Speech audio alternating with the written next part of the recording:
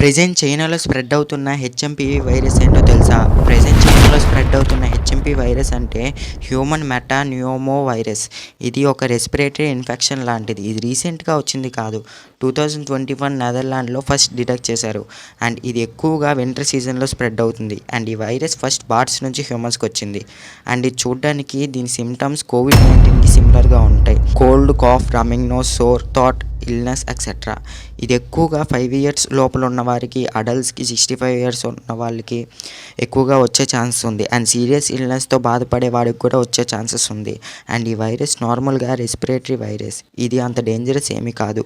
And దీని గురించి మనం భయపడక్కర్లేదు. అండ్ ఇది ఎక్కువగా చైనాతో పాటు హాంకాంగ్, యూఎస్ కూడా స్ప్రెడ్ అయింది. అండ్ ఇది మన ఇండియాకి ఇంకా రాలేదు. మనం ఇంకా సేఫ్గానే ఉన్నాం. అండ్ దీని గురించి అంత భయపడాల్సిన అవసరం లేదు. అండ్ ఇది సోకిన వారికి జస్ట్ రెస్ట్ తీసుకొని మెడిసిన్స్ వాడితే సరిపోతుంది.